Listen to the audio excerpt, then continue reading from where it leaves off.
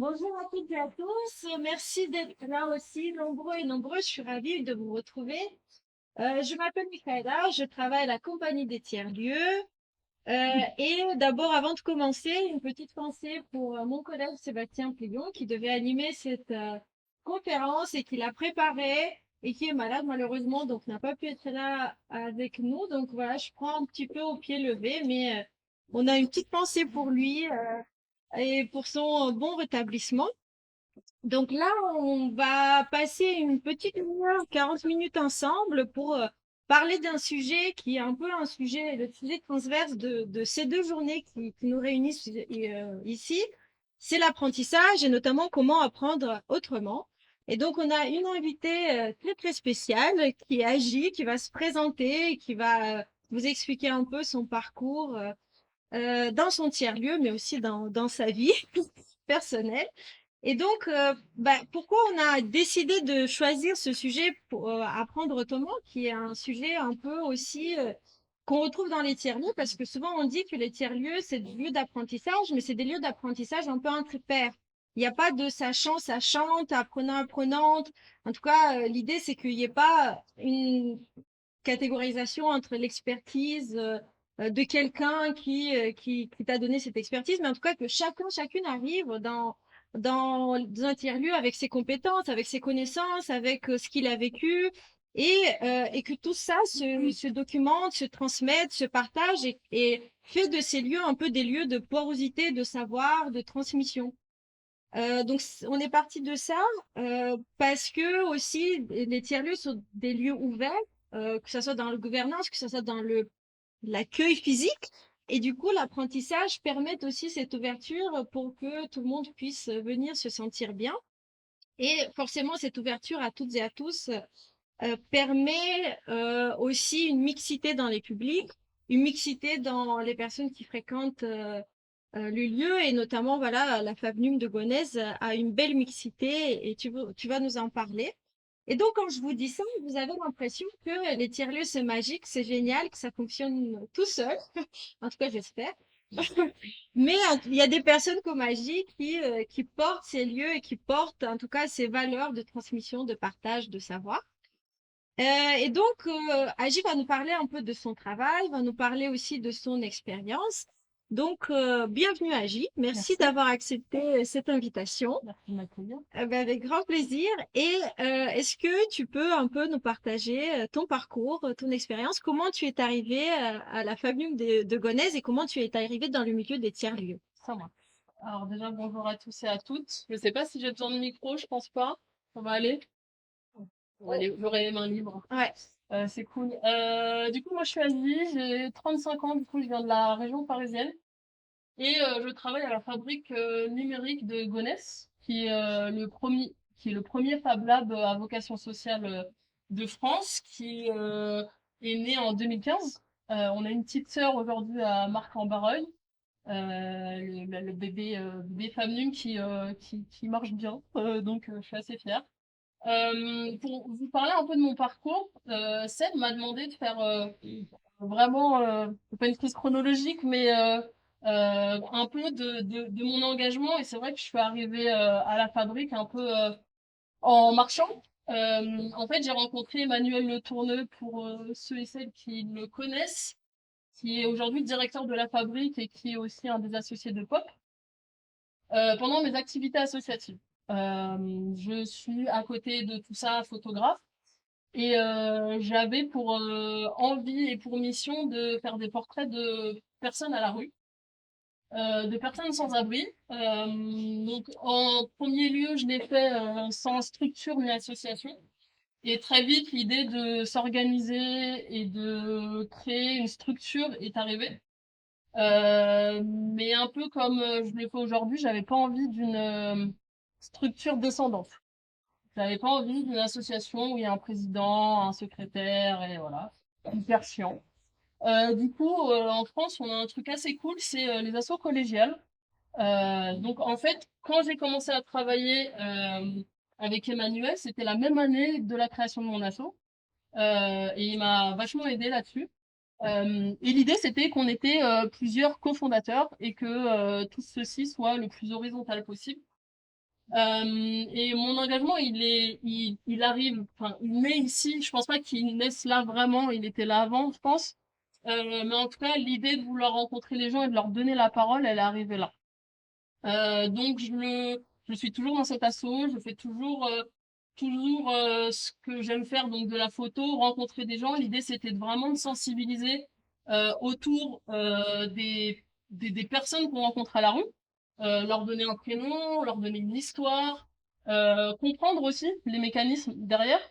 Moi, j'ai fait des études de sociologie, donc la rencontre, pour moi, c'est hyper important et c'est vraiment le centre de ma vie. Je pense que si j'avais pas fait la rencontre d'Emmanuel, bah, je serais pas là aujourd'hui. Si j'avais pas fait la rencontre de plein de gens, j'aurais pas la capacité à venir m'adresser à vous aujourd'hui et à dire plein de trucs, j'espère, hyper intéressants.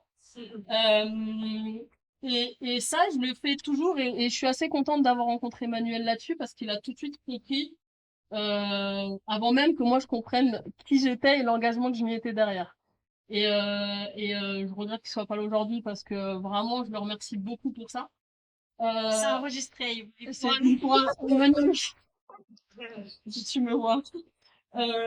Parce qu'il m'a fait confiance aussi. Je pense que la thématique d'aujourd'hui, elle me touche particulièrement parce que moi, euh, on m'a jamais aidé à apprendre autrement, en tout cas dans ma scolarité, dans ce qu'on va dire, ce qui est le plus classique en France. Et pendant 15 ans, en fait, j'ai essayé d'apprendre alors que mon cerveau était pas fait pour apprendre de cette manière-là.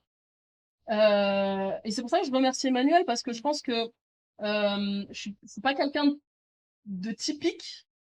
J'ai plein de bizarreries, je suis un peu souvent à côté de la plaque. Je comprends les choses différemment, je les exprime différemment, et il a su me faire confiance à la fabrique parce que je suis devenue formatrice sans savoir que je devenais formatrice. Alors je pense que je fais bien ce que je fais, mais c'est vrai qu'à ce moment-là, c'était un peu la panique en me disant, je vais devoir former des jeunes entre 16 et 25 ans, et à l'époque j'en avais 30, euh, sur des choses que j'ai pas appris à l'école. Ça veut dire essentiellement, on va dire le numérique, le digital euh, dans les grandes lignes. Et en fait, toutes ces compétences, je les ai appris dans ce que je vous montre là, en fait. Tout ce qui va être gestion de community management, bah, photo forcément, communication de manière générale. Toutes ces compétences, évidemment, je les ai pas appris en sociologie, je les ai appris vraiment dans mes activités associatives. Alors, évidemment, je les ai beaucoup appris en me cassant les dents, en échouant, en des fois me ridiculisant un peu parce que voilà. Mais là, l'avantage de l'associatif, c'est que faut y aller avec les dents et faut aller choper des choses et c'est hyper formateur. Donc tout ça, je l'ai pas appris à l'école et j'ai appris plein de trucs à l'école. Mine de rien, j'ai appris plein de trucs à l'école. Mais j'ai pas appris ce qui fait la personne que je suis aujourd'hui, en fait. Donc pour vous parler un peu plus de la fabrique, il y a beaucoup de textes, je suis désolée, mais je voulais faire la grosse photo. On a un dispositif de remobilisation assez intensif en 5 mois. L'idée, c'est de vraiment déployer un éventail de compétences. On va voir aussi bien de la robotique, que de la photo, que des réseaux sociaux, que de la prise de parole publique, etc., etc. L'idée, c'est de vraiment remobiliser et redonner le goût à quelque chose. Alors, à l'apprentissage, évidemment, c'est le thème d'aujourd'hui, à des jeunes qui sont sortis de l'école sans diplôme ni qualification. Alors, le sans qualification, j'y mets des guillemets parce que je les considère pas comme ça. Et l'idée, en fait, c'est que il n'y a pas de programme, il n'y a pas de module. Peut-être que vous attendez des choses comme ça, mais chaque jour est hyper différent, chaque demi-journée est différente, chaque promo est différente. Et parce que chaque projet sont différents. Ça veut dire que, par exemple, une fois, il y a la chargée de communication de la réunion des musées nationaux qui se pointe à la fabrique pour visiter. Très cool. Elle me dit qu'ils ont 5 artistes pendant tout l'été, du coup, pas cet été-là, l'été dernier, qui vont faire des résidences à Gonesse. Et voilà, elle me présente son projet, très cool. Je fais, ah, bah, c'est super. Je lui présente la fabrique, c'est très cool. Et en fait, on revenait d'un événement à Creil avec Pop Café d'ailleurs. On avait notre matos vidéo qu'on n'avait pas rangé parce qu'on venait juste d'arriver. Et je dis à mes jeunes qui venaient de commencer leur promo, et si on allait voir ce que fait l'artiste? Il était en train de peindre une grande façade, voilà, dans un quartier populaire qui avait besoin d'un peu de couleur. Et, euh, et sans moi faire de la vidéo ni du montage, je me suis dit, allons faire l'interview de l'artiste et on verra ce que ça donne. On promet rien, parce que ça ce serait se lancer sur 5 artistes et faire en plus toute la communication digitale. Et en fait, c'est le très bon exemple de se dire, YOLO, on sait pas ce qui va se passer, peut-être qu'en fait, on va filmer pour rien, peut-être que ça va pas marcher. Vous et moi, on sait pas le faire. Parce que c'était ça, hein, le truc. Moi, je ne sais pas, enfin, je sais cadrer, mais je ne sais pas monter, en fait. Donc, vous allez vous démerder. Moi, je vais être là, évidemment, pour faire la cheerleader et dire, hey, allez-y, je vous prends vous, voici un tuto, là, vous pouvez faire ça et ça. Et en fait, on a fini par faire les 5 interviews des artistes pendant tout l'été, la communication digitale, tous les visuels, et à se retrouver sur le site du Grand Palais avec toutes nos vidéos montées de A à Z par les jeunes, j'insiste, parce que vraiment, j'étais là pour critiquer essentiellement et de leur dire ah non mais là faut que tu coupes un peu avant, faut que tu fasses ci et ça. Donc en fait c'est ça l'esprit Fabrique, c'est on sait absolument pas ce qui va se passer. Moi je suis assez sereine avec ça, les jeunes moins, les partenaires encore moins, parce qu'en fait c'est un je prends l'exemple du chaos en fait. Quand on arrive à la fabrique, c'est souvent bordélique. Je vais faire ça. Quelqu'un retranscrit là. Tout est enregistré. Tout est enregistré. Je suis foutue. Mais c'est ça en fait, c'est le chaos, mais un chaos organisé. C'est un peu comme ce qu'on va faire tout à l'heure, le forum ouvert. Ouais. Ça a une dynamique de chaos, c'est le bordel, tout le monde prend un café, discute et tout. Mais en fait, à la fin, on a un truc carré, on a des actions, on a une mise en pratique tout de suite, en fait. Est-ce que tu peux revenir sur comment les jeunes s'approprient ça, vivent ça? Tu as dit peut-être moins, mais Alors, au début, ils le vivent mal. Ils le ok. vivent mal parce qu'en fait, ils ont l'habitude du cadre. On a tous l'habitude du cadre. Moi, je me considère pas comme anti-système et tout, ni comme refusant le système, Mm. mais je considère que le système a refusé de me comprendre. Donc à un moment donné, bah moi je le refuse ce système-là.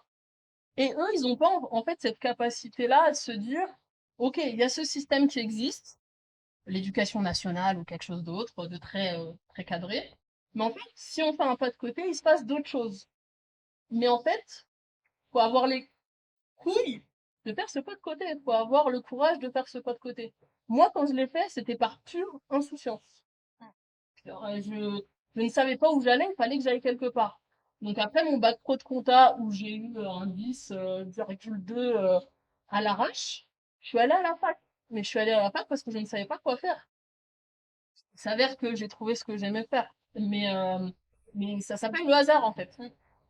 Donc en fait, j'essaye de leur dire que même si, du coup, ils n'ont pas accroché à l'école, et du coup, qu'on appelle ça un échec. Alors, on met le mot où Oui, on veut, hein. ouais. Moi, j'appelle pas ça un échec, puisqu'il y a en fait plein de portes qui s'ouvrent. Et ben en fait, ils prennent assez vite le pli de se dire, ok, c'est le bordel, mais en fait, dans ce bordel-là, c'est très organisé.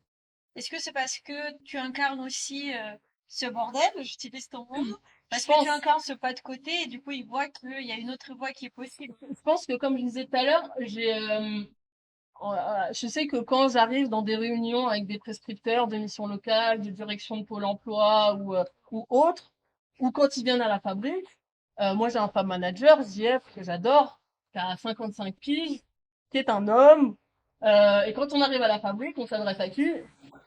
À JF. Et moi, des fois, et souvent, on me prend pour une jeune. Alors, j'ai passé l'âge, mais de loin, d'être dans cette catégorie-là.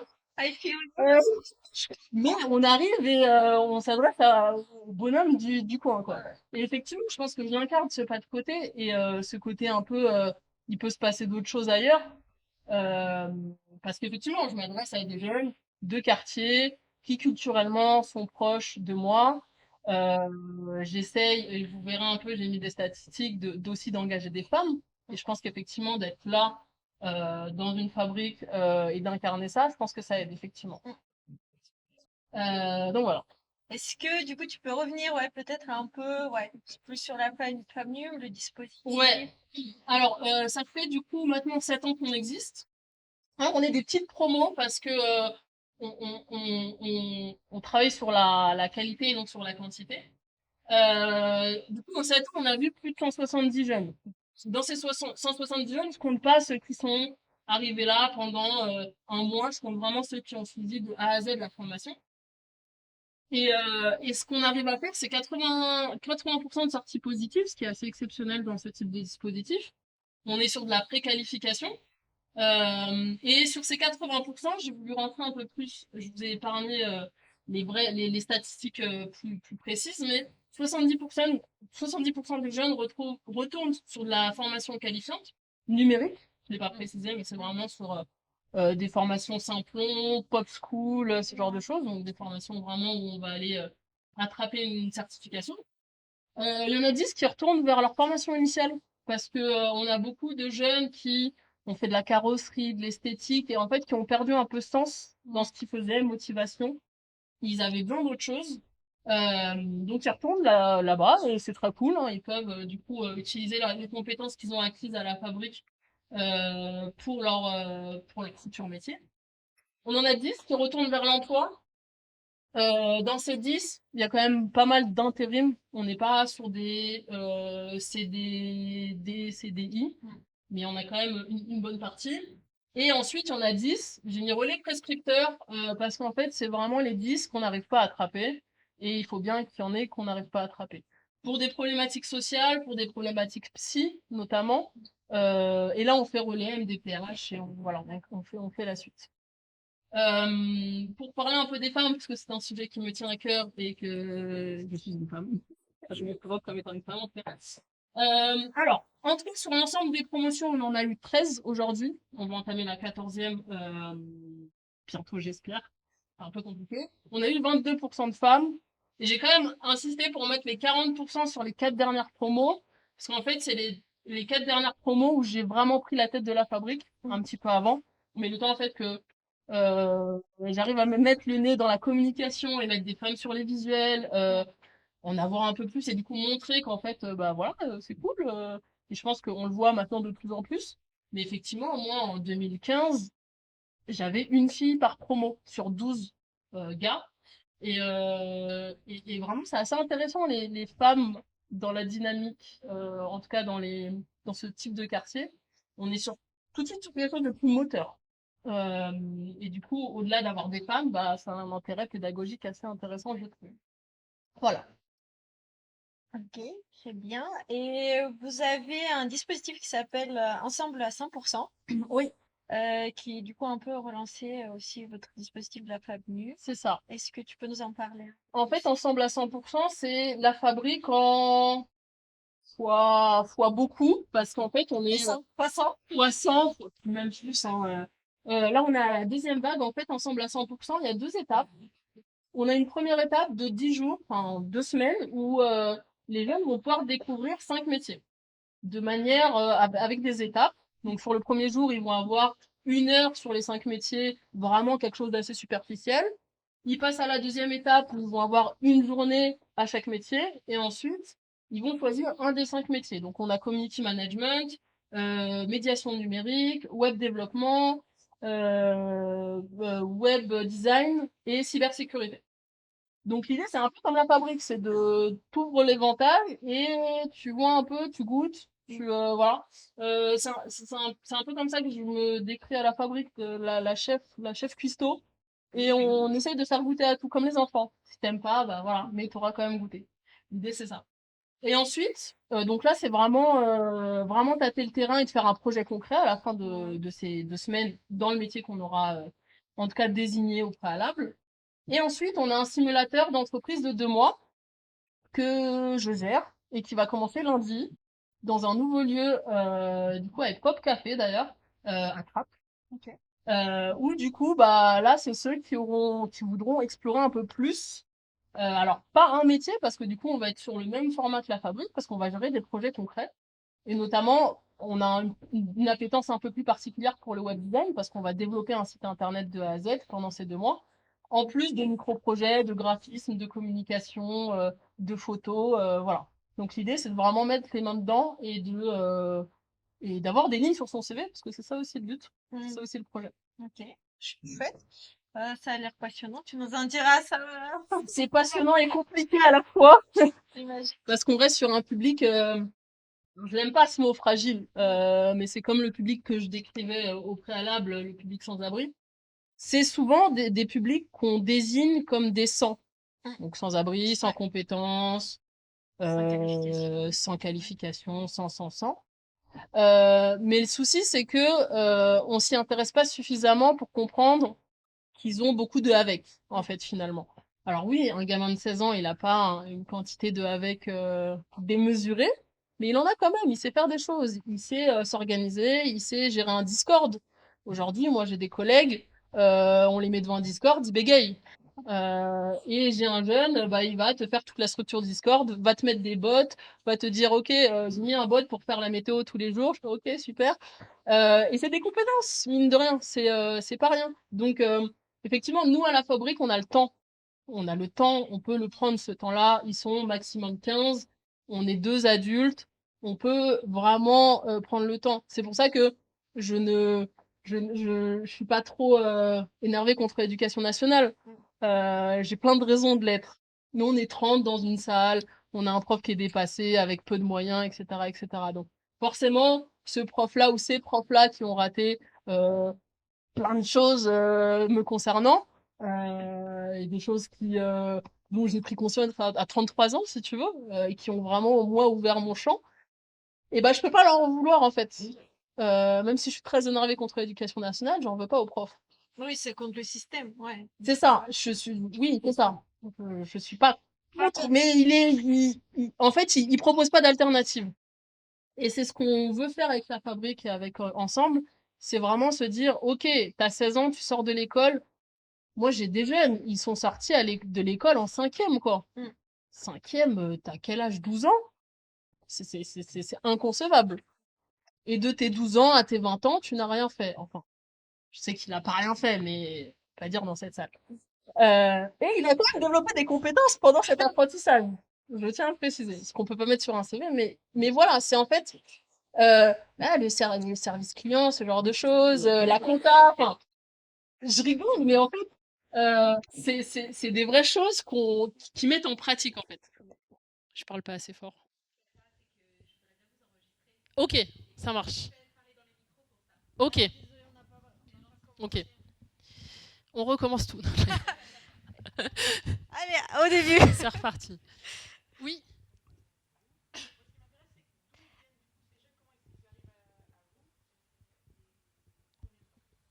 Ok. Alors, clairement, le recrutement est une problématique depuis le début. C'est toujours une problématique. Parce que on est entouré de prescripteurs. Ils sont tous là, partout. C'est un millefeuille. Mais en fait, ils comprennent pas ce que c'est le numérique. Ça veut dire qu'on leur dit numérique, ils disent informatique. C'est un automatisme dans leur tête. Alors que non, on est sur un champ plus élargi. Donc moi, régulièrement, je fais des sensibilisations dans les missions locales, au Pôle emploi. Je les invite à venir, à faire des activités, à mettre aussi les mains dedans, parce qu'en fait, quand j'ai un conseiller ou un nouveau conseiller, il me dit oui, le jeune, ça les intéresse pas le numérique. Je fais comment? Et il me dit non, on leur propose et tout, mais l'informatique, ça les tente pas. Bah, numérique déjà, parce que c'est pas pareil. Et ils le comprennent pas en fait ce champ-là. Alors que nous, ça fait depuis 2015 qu'on est sur le territoire. Et moi, j'ai des conseillers qui sont là depuis 2015. Et qui régulièrement s'endorment à mes réunions, quoi. Et pourtant, je parle fort et tout. J'en ai un, la dernière fois, il a piqué du nez. Et je vais lui dire, mais dans ce cas-là, oui, c'est sûr que tu vas pas comprendre le dispositif. Donc, notre contact privilégié, c'est mission locale, beaucoup. Et là, on essaye de sortir un peu de ça et d'aller vers le pôle emploi parce qu'on cherche des cofinancements notamment. Et après, il y a beaucoup de bouche à oreille. On est dans un centre social, je ne l'ai pas précisé. Mais c'est compliqué parce que le public jeune, malheureusement, il n'identifie pas le centre social. En tout cas, dans le quartier dans lequel on est. Pour lui, c'est l'ancienne mairie annexe où on fait de l'état civil. Point. Il ne sait pas que dans ce centre social, il y a un studio d'enregistrement, une salle de danse, une web radio, etc. Donc en fait, nous, moi quand je fais le recrutement, je les invite toujours. je leur fais visiter, je leur explique, je leur dis à quoi sert un centre social, du coup maintenant maison des habitants, et ils ont des gros yeux, ils se disent mais c'est génial, j'aimerais tellement participer à la web radio, au studio d'enregistrement. Et en fait, c'est à 2 pas de chez eux depuis toujours. Et après, on a tout ce qui est forum, ce genre de choses, mais voilà. Nous, notre obligation, c'est d'avoir au moins 60 à 70% de gonéciens, puisque c'est un dispositif de la mairie. Ce qui rend la chose très compliquée, puisqu'on a des prescripteurs sur la ville qui sont... je ne sais pas comment le dire de manière politiquement correcte. Attention, maintenant, c'est enregistré. Pas très dynamique. Voilà. Donc moi je le dis parce que c'est assez pénible de se dire qu'on a des prescripteurs qui sont concentrés sur le public jeune et qui me disent j'ai pas trouvé de jeunes. Du coup, à quoi bon en fait. Donc moi là par exemple je suis sur le recrutement de la prochaine promo. Je ne suis pas censée faire ce recrutement parce que je ne suis pas payée ou la structure n'est pas payée à le faire. Et pourtant j'ai une liste de 12 jeunes qui est susceptible de démarrer demain. Sauf que du coup, il y a la latence de devoir remonter à la mairie, redescendre, remonter, redescendre. Et c'est que ça en fait. Okay. Donc ça a beaucoup d'avantages d'être un dispositif de la ville. Avoir une ramette de papier assez vite. Bon, se faire réparer son imprimante rapidement. Mais en fait, on a toute la lourdeur administrative qui, moi, me gonfle. Et j'ai tendance à le dire. Et voilà. Merci. J'ai une toute dernière question de ma part et ensuite on va prendre 2-3 questions du public, donc comme ça vous avez un petit peu de temps de préparer. C'est quoi l'avenir, le futur de la FabNum? J'avais un gif à la fin de ma présentation. Voilà. C'est un gif, il doit bouger, mais il bouge pas. Ah. Et du coup c'était pour Seb. Old Med, mais ok. Bon. merci de préciser. Pour moi, le futur de la fabrique, il est maintenant en fait. Et moi, j'aimerais bien plein de petites sœurs partout et qu'on donne l'alternative aux jeunes et aux moins jeunes. Parce que là, on est sur un public 16-25. Mais avec Ensemble à 100%, on est sur un public où ça va jusqu'à 70 ans. Voilà, j'ai eu Didier, 70 ans, qui voulait à tout prix faire de la communication. Et pour moi, il faut des alternatives. Donc l'avenir de la fabrique, pour moi, il est déjà là en marche en fait. Je sais qu'Emmanuel bosse à essaimer le plus possible, mais après, voilà, c'est le modèle économique, toutes ces choses-là que je ne maîtrise pas. Moi, je suis quelqu'un de terrain, tout ce qui est appel à projet, marché et tout, c'est pas mon truc. Mais pour moi, en tout cas, ce modèle où on prend le numérique comme outil et pas comme fin en soi, parce que ça, je ne l'ai pas dit, mais pour moi, le numérique, alors oui, il est dans notre vie, il est partout, c'est génial. Mais en fait, moi, je leur dis aux jeunes, faut pas se dire que l'obligation, c'est d'aller vers ces métiers-là. Alors oui, c'est des métiers d'avenir, mais on a aussi besoin de carrossiers, d'esthéticiennes, etc. Donc si c'est ce que tu as envie de faire, vas-y. Qui ont besoin aussi du numérique. Ouais. Exactement. Moi, j'ai une jeune qui a fait un CAP d'esthétique, qui a fait la fabrique, qui est retournée vers son CAP d'esthétique, qui a fait la meilleure ouvrière de France, et qui aujourd'hui gère son entreprise et fait ses flyers, gère son site web, etc. etc. Donc c'est pas une fin en soi le numérique. Mais l'outil, effectivement, il est là pour émanciper et engager un peu plus. Et je pense que les jeunes ont besoin de ça, vraiment. D'accord. Ok, super, merci. D'ailleurs, en attendant, si vous avez des questions, levez la main. Il y a un micro qui va passer. Il y a Florine aussi. Fais-nous signe, Florine, qui est la fab manager de la FabNum à Marc-en-Barœul. Donc, la petite sœur. La petite sœur. La petite sœur.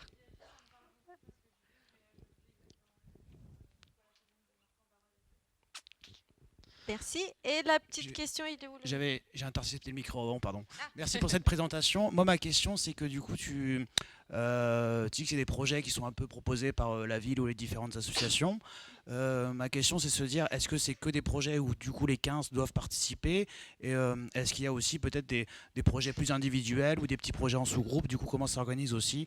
Peut-être qu'il y a des envies un peu plus individuelles qui existent. C'est une très bonne question.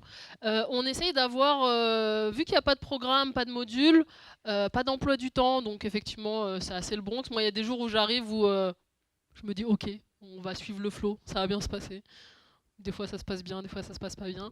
On a, on va dire, à peu près 3-4 projets en parallèle. L'idée, c'est vraiment effectivement d'arriver à trouver l'équilibre entre ce que veulent faire les jeunes et accomplir le projet quand même de A à Z. Ça veut dire qu'on peut avoir, je prends l'exemple, on a eu le site de la fabrique à faire, donc vraiment en mode web développement, on a fait venir un intervenant. Et il y en a, ça les intéresse pas du tout. Donc, alors pareil, hein, ils goûtent, mais à côté de ça, il y a d'autres choses à faire. Il y a l'association de karaté qui va venir et qui va avoir une compète et qui trouve son flyer pas très beau et qui va nous proposer de le faire. Donc on prend vraiment la commande avec les jeunes. Ça veut dire que moi, je fais même pas tampon avant. Souvent, les jeunes, enfin, les partenaires viennent, rentrent et présentent leur projet. C'est en mode freestyle. Ça veut dire que moi, j'ai pas le temps de me dire quelles sont les alternatives ou quoi. On va les gérer ensemble. Advienne que pourra. Si ça foire, ça foire. Si ça réussit, ça réussit. Donc en fait, et très simplement avec les outils, hein, les Trello, tout le monde connaît tout ça, les Drive et compagnie, on s'organise assez bien et l'équilibre est assez bien trouvé. Ensuite, tu as toujours un jeune ou deux jeunes qui vont se dire ouais, non, moi j'ai la flemme, j'ai pas envie. Je dis oui, moi aussi, bienvenue au club. Et du coup, c'est là qu'on va peut-être tirer la ficelle projet personnel. On a un nombre incalculable de petits éléments robotiques donc qui vont fabriquer leur voiture télécommandée par Bluetooth. Ils vont faire leur station météo, peu importe. Ils vont développer leur site internet, leur portfolio. Ils vont fabriquer leur série de t-shirts illimités. Voilà. Pareil, le Bronx, mais organisé. Voilà.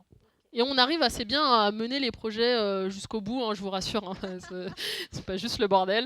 N'étais pas inquiet. Voilà, je peux donner des preuves si vous voulez.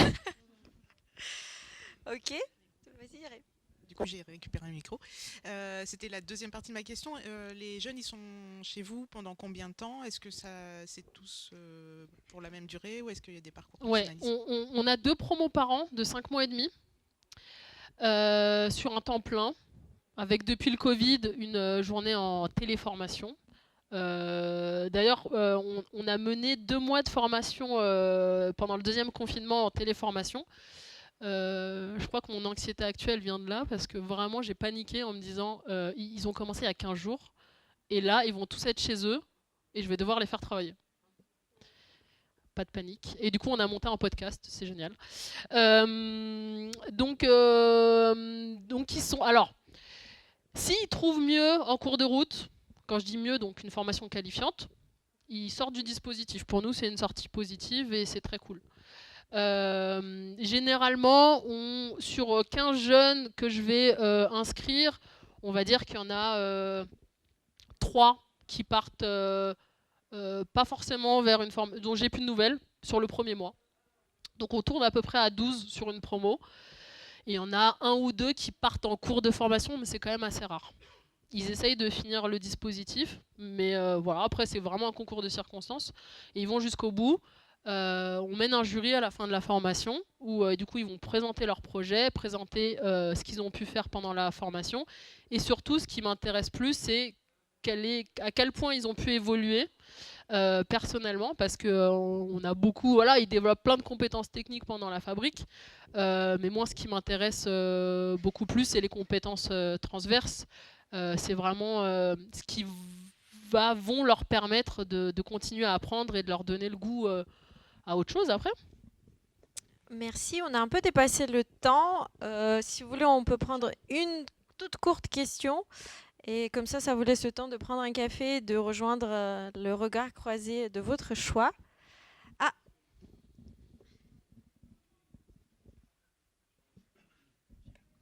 Bonjour. Bonjour. Je trouve la démarche et la philosophie très intéressante. Alors, c'est pas vraiment une question, c'est plutôt une réflexion. Dans la présentation, en fait, on est sur 80% de sorties positives. Or, en fait, je pense que pour aller au bout de la démarche, en termes de présentation, vous êtes au-delà de 80%. Parce que finalement, on reste sur une présentation des impacts au regard des prescripteurs, alors que finalement, ça produit d'autres choses. la sortie positive, ce que ça produit, c'est pas uniquement par de l'accès à l'emploi, de l'accès à la formation. C'est très juste. Il faut aller au bout de votre démarche. Si vous voulez faire bouger les lignes, dans la présentation de ce que ça produit, il faut aller au bout de la démarche. Je vais changer le PowerPoint tout de suite. Non, mais c'est très très juste, c'est très juste. Merci Fred. C'était très inspirant, d'ailleurs dans la lignée de cette conférence. Et je suis désolée, je vais couper court. C'est déjà fini? C'est déjà fini. Et en plus, on a dépassé. Donc, J'avais plein de choses à dire. oh, mais tu reviendras l'année prochaine.